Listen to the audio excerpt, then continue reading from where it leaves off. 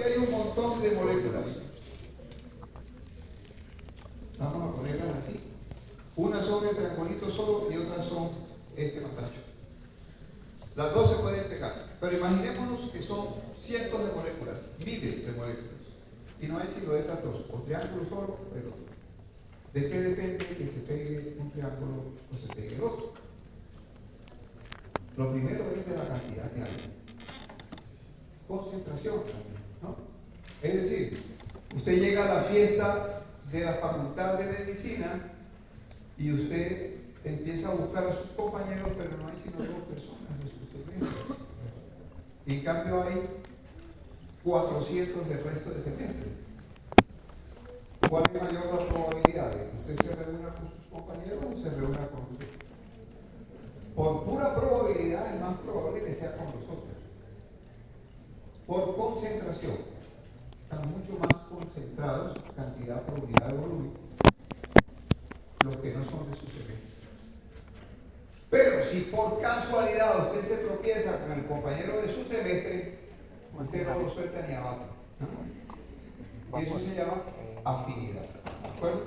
Entonces, la probabilidad de que una molécula se pegue a su receptor depende de la concentración y de la afinidad. Eso no es para que lo reciba, es para que lo use. ¿Cuál es el ejemplo clásico que ponemos aquí? El tipo que está envenenado. Entonces el man está envenenado por qué cosa, plaguicida, que es lo que solemos poner. Y ese plaguicida que está haciendo, ese plaguicida se pegó aquí a este receptor y está produciendo un montón de daño. Digamos que este es el plaguicida. Y está produciendo daño dentro del cerebro. ¿Qué hay que hacer? Gente, la medicina siempre digo yo que es absolutamente simple. La medicina es lógica. Si usted piensa, de cara a la abuela para que empiece a puro protocolo, de cada letra, piense. Usted está por encima de los protocolos. Piense, use la cabeza, entienda lo que está haciendo. Y si usted lo entiende, usted lo hace. Entonces, ¿qué es lo que hay que hacer? Que el tipo se metió un veneno. ¿Qué hay que hacer? ¿Perdón? ¿No te oigo? ¿Cómo está tapado? Sacarlo, eso es lo lógico. Estaba pensando, ¿qué carajo? Hay que sacarlo. Si el tipo metió un veneno, pues sáquelo. ¿Cuál es el problema de sacarlo? Que a veces es muy difícil. Demora mucho. Y mientras tanto, más le está muriendo. ¿Qué hace usted? Métale una sustancia que compita, por ejemplo, con el veneno, por esos receptores. Y que no le haga daño. ¿De acuerdo? Eso es lo que se llama competencia alostérica, cuando es por el mismo sitio, ¿no? Entonces usted puede buscar lo que llamamos un antagonista. Un antagonista es una molécula que se pega al receptor y bloquea el efecto de la otra. Eso es un antagonista. Lo necesita para su farmacología y para su sinapsis. Pero existe el que llamamos el agonista. El agonista pleno es una molécula que se pega al mismo receptor y produce el mismo efecto de la otra. Bueno, ese es el agonista. ¿Tengan esos términos? Claro. El agonista es otra molécula distinta a la natural con la que usted está comparando, pero que se pega al receptor y produce el mismo efecto. Entonces, a veces usted tiene poco de alguna molécula y usted tiene que mejorar esa función que hacía esa molécula. ¿Usted qué hace? Le mete un fármaco que se pegue a ese receptor donde se pegaba su otra molécula y produce un efecto parecido. Es que usted no está produciendo suficiente adrenalina para producir broncodilatación. Entonces yo uso un agonista adrenérgico, ¿no? Una molécula que al inyectarse al paciente se pega a los receptores adrenérgicos y produce broncodilatación y el asmático respira en paz, ¿no? Hay que darle un agonista adrenérgico. Eso es lo que se llama un agonista. Tanto el agonista como el antagonista en estos ejemplos que hemos puesto son agonistas o antagonistas competitivos, están compitiendo por el mismo receptor. Porque podrían haber competencias que no son Es decir, agonistas o antagonistas que no son competitivos, es decir, no pelean por el mismo sitio, sino que se unen a sitios vecinos y modifican el receptor. Por ejemplo, yo sé que hay algunos que le pusieron GABA, ¿sí o no? Eso me dijeron en el laboratorio. El receptor GABA-A, ¿cierto? Entonces resulta que el GABA-A es así, recibe el GABA, téngalo, ¿no? GABA. Y abre un canal de cloro, eso es lo que hace el GABA. Pero usted podría darle una droga tipo benzodiazepina, un diazepam, que potencia el efecto del GABA. ¿Y cómo lo potencia? Esa benzodiazepina se pega por acá específico sobre el receptor GABA, ¿no? Pero se pega en otro sitio, no en el mismo sitio del GABA. Se pega en otro sitio y eso le facilita la apertura del canal cuando hay GABA. Eso se llama modulador alostérico, lo llaman algunos. Entonces es una forma de producir una especie de agonismo, pero no es un agonismo pleno, no es directo. Lo que está haciendo es facilitar la acción de la sustancia que le interesa, en este caso el GABA. Igualmente hay inhibidores con esa característica. Es decir, usted tiene un tóxico que se pega a ese triangulito y usted quiere sacarlo de ese triangulito. ¿Qué hace? Pues le mete una pelota aquí en este sitio. Al meter una pelota aquí en este sitio de forma de triángulo, ya no es más un triángulo, entonces triángulo usado. Bueno, también lo puede hacer. Entonces, farmacología o toxicología tiene que dar ese tipo de cosas. Entonces, cuando la intoxicación es por tal cosa, entonces me da de tal vaina, ¿no? Mientras limpia al paciente. Limpiarlo significa que elimine el tóxico. ¿De acuerdo? Que lo lógico es eso. Se metió un veneno, sáquelo. Pero mientras lo saca, bloquea el efecto porque no le va a morir. ¿De acuerdo? Muy bien.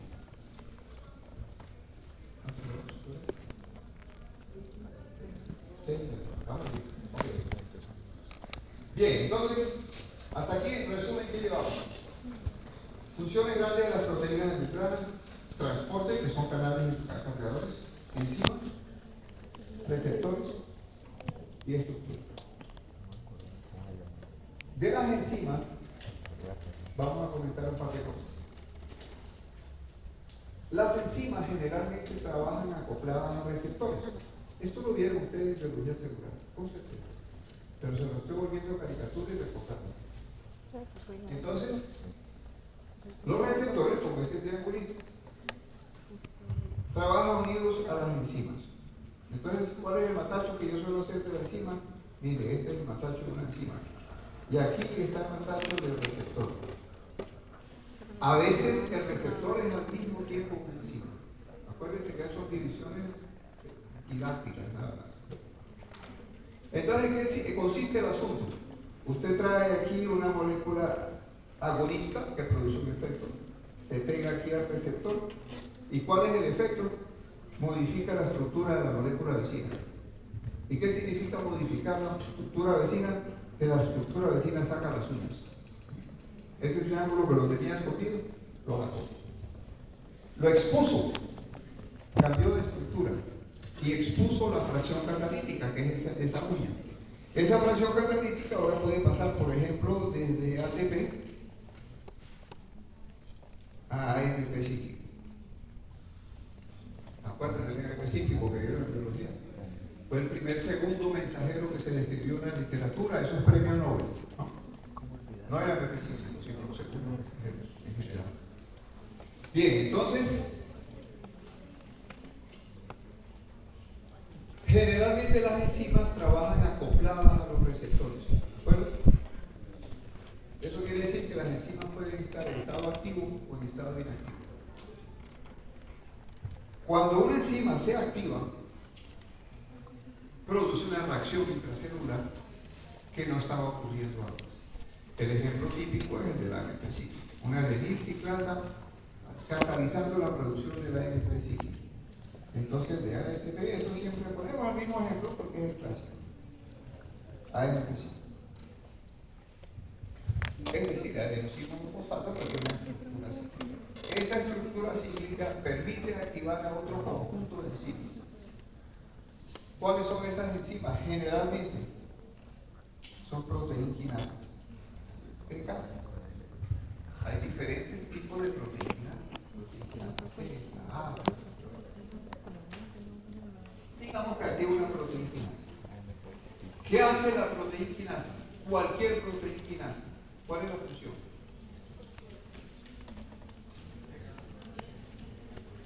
Bueno, su función principal es fosforilar otra proteína. Más y más, una proteínquinasa lo que hace es coger un fósforo y clavarse en otra proteína.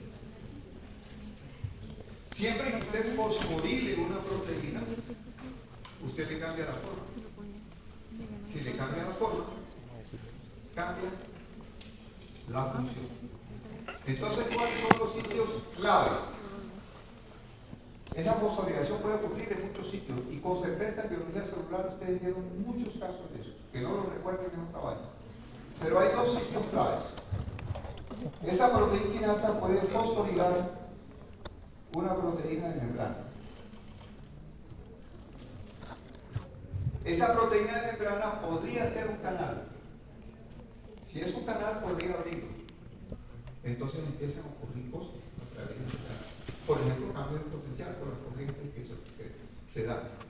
La pregunta es cuál es la corriente, es positiva, es negativa, empieza la corriente. Hiperpolariza, despolariza. Ya lo veremos nosotros.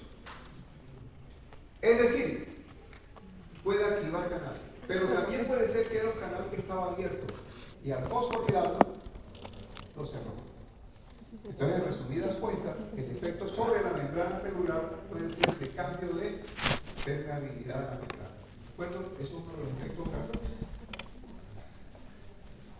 Solo que son caminos burocráticos, terriblemente largos. ¿Sí? ¿Por qué? Porque usted requirió aquí un receptor, una enzima, y esa enzima activara el ADN cíclico para la producción de ADN cíclico, otra proteínquinasa, y después vino y le metió un fósforo y ahora el efecto.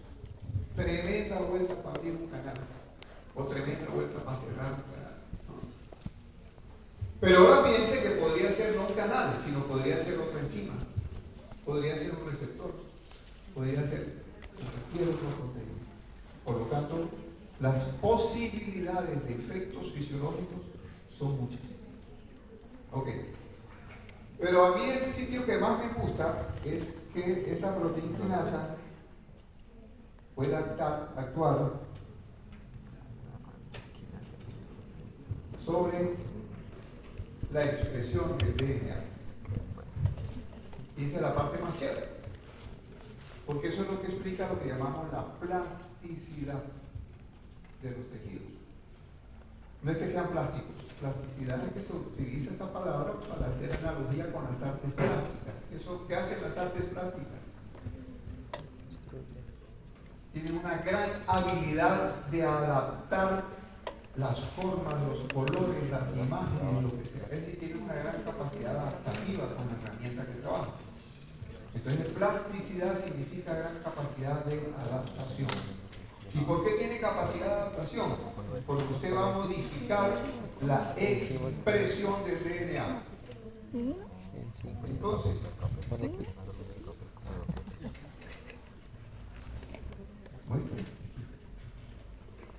el mismo ejemplo de todos los años. ¿Quién regula la expresión del DNA? Proteínas. Bueno, grosso modo, no vamos a entrar en el detalle. Todas las células de su cuerpo tienen el mismo DNA. Todas. Entonces, cuando usted tiene una célula de piel y es diferente de la célula hepática, y es diferente de la célula pancreática, y es diferente de la neurona. Sí, las células en conjunto son distintas, tienen un montón de características distintas, pero el DNA de ellas es el mismo. ¿Qué es lo que hizo que la célula neuronal fuera distinta de la muscular? Se expresaron partes distintas de su DNA. ¿De acuerdo? Entonces la carreta que siempre echamos aquí es, a mí me sirve, señor, pero pasa que ustedes ya no saben lo que es un cassette. ¿Saben lo que es un cassette? Yo lo conozco. Eso hace parte de una mezcla de la música, ¿no? De aquella cinta, donde venía grabado el disco de Shakira. Ustedes quieran. Ustedes Shakira sacan su último disco, lo sacan en cassette. Ya no sacan nada de eso. Váyase ya.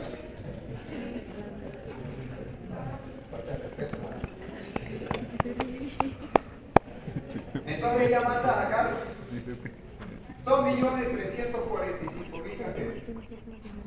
Idénticas. Tiene el mismo disco. ¿De acuerdo? Digo, la misma música. Pero usted pone el cassette aquí y usted pone la música. No la escucha. Y la profe Angie, que le gusta Shakira, va y busca la 325. Y su compañera que está allá, que entonces ella pone la 88. Es decir, cada cassette que tiene los mismos grupos de música tocan distintas músicas. Eso es lo que hace que una célula sea diferente del otro. ¿Y por qué en este cassette sonó la pieza número 8 y acá la 300 por esa? Porque alguien la puso, ¿no? Alguien regula eso. Alguien fichó, buscó la música y esta de aquí. ¿Sí o no? Es decir, estos son los reguladores de la expresión del DNA. Entonces, póngale cuidado. Esta proteína puede fosforilar esta proteína. Vamos a imaginarnos que esa proteína, su función era mantener en silencio la canción número 8. Esa era su función. Pero ahora que le metieron el fósforo, cambió de forma. Si cambió de forma, ya no tiene la habilidad para controlar ese gen. Eso quiere decir que ese gen se puede expresar. Y empieza a sonar el número 88. Pues, 88. ¿Y qué significa el 88? Significa ese gen que de pronto es una orden para que se sintetice un nuevo canal de membrana. Entonces esta célula, que antes no tenía invento, no tenía canales de cloro, ahora tiene canales de cloro. Porque usted manipuló su expresión del DNA y eso hizo que se produjera una nueva proteína. ¿Cuál proteína? Sabrá Julia.